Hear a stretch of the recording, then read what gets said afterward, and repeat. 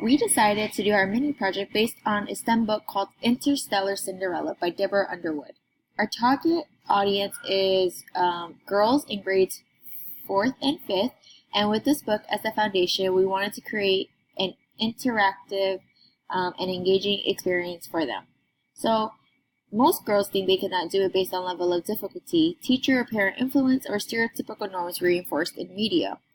Through this interactive book, we wanted to make this website personable throughout the story and shifting their attitudes about pursuing STEM in higher education and in careers. With this reflection video, we will talk about the process and lessons learned. So, we created 2 tags in our project. One is the book tag, which is the parent one, and the book activity tag, which is the child tag of the book tag. So then in the book tag, we try to create an array of objects. Each page of the book is an object in the array, and which include properties of the text we want to put in each page and the image. And we used the if conditionals to go to the next and previous page. As you can see, if the page equals to 1, like if the page equals to 2. So, and we also created a stop page function, which aims to stop users from moving to the next page without putting their name in the input area. And as you can see right here. Yeah, here is our stop function. And if you want to see how it works, it'll be like, so right now we don't have name in it, and if you put here, the reason why it worked is because we didn't refresh. So as you can see, if we refreshed it, you cannot go to the next page. But that's why you have to enter your name in the text area. And even you click the submit, you cannot go to the next page unless you. So like something. For instance, we'll put Maria, then we submit. And then it would be Interstellar Mariella, as you can see. So as you can see, the name of the name will be interpolated while users type in their own name. So let's go to the next page. So in our code, we also pass the data from the array to change the image of the image on each page. Like the source, we use book array 2.image, and so then let's go to the interactive activity we want to include in this mini project. So the start of the book activity is the image map we created, which you can see we created an animation of an arrow that it will indicate that the user should click this area. And we use the observable here when the user has been observed to click on the area, it will turn to the activity page. As you can see. So in the demo, it will look like this. When you click this area, then this is the book activity page. So in our code, you can see here as in these lines are how we use observable. We use observable trigger to trigger the activity, and when the activity has been triggered, and we added a function that this will increase page, which means go to the book active page, and we also updated. Okay, and then in the book activity tag, we pass the data of the user's name from the parent tag by using ops. And so basically we also used each loop to create each element we used in the book activity, as you can see right there.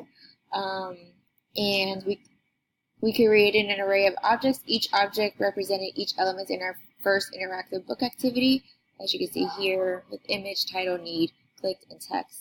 And then we're going to describe what the book activity actually means. So as you can see on the user interface, there are titles under the book, and it says help Mariella pick out the books which will help her learn more about ship repair. So based on the title, the user will guess, and when they click on it, they will have feedback, and it says that was a good guess, try another one, and then after that, because it was incorrect, it had a background color of red, but say that they picked the right one, it would say good job, pick another one to continue your study with that feedback, and then it will turn green, and that continues on until the last one. We created a function for that, and So it says this. yeah, so basically user needs to pick three correct books, and we want it like whenever they click those three correct ones, it will like alert user that congratulations, you finish your study, now we can start the repairing. And then so in the code for the alert one, we create the event handler on click, on click right here. On the each button for the color for the alert, yes, for the alert to happen.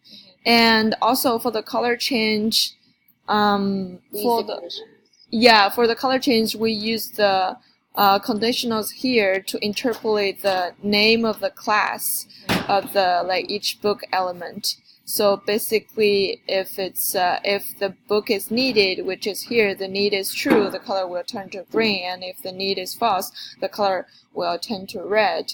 And for the last function we created is like whenever the user click the third correct book, it will alert another one it will alert congratulations instead of good job. So right here we use another we added another function to make this a different alert. And then that just shows that to the user, it will indicate that this activity is done, and then they will go on and proceed to the next page, which will be to be continued until our final project.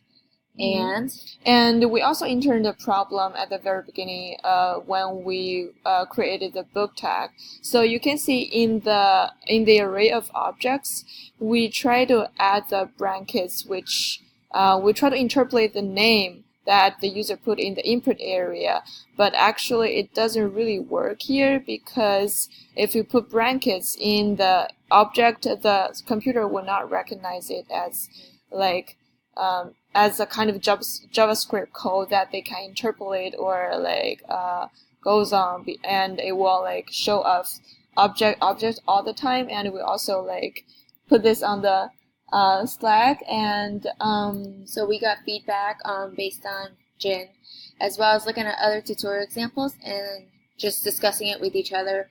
We felt the common way to interpolate and write JS was to write out the title storybook, as you can see here. Yep, and with heading 1, and then write with with brackets and the name within it, so that the value of name would interpolate and thus change it to the entire name that the user types in, which you saw from our first example. Although we didn't use our original way to interpolate the name, but we also used the original way to interpolate the source of the image. So, but we would also prefer to maintain this text property to keep it consistent. Yeah. And so through this process, we definitely learned a lot and really saw not only how powerful Riot.js is, but also teamwork and the brainstorming process are essential to programming. So we did a lot of chatting before coding to see what we could do to engage our audience effectively, and what was realistic for us to do in this time limitation, and how we're going to make that happen, which is why wireframing and doing the real-time board were significant. So to keep us really organized throughout the process. Yeah, so right here is our real-time board, which we came up with a kind of it's more like a user flow. And also we use another software which is just in mind to create our wireframe, which is looks more like the user interface that we would like to follow when we're coding. And so through this, we hope you like our interactive book, Interstellar Ella. Yeah. Thank you so much. Bye.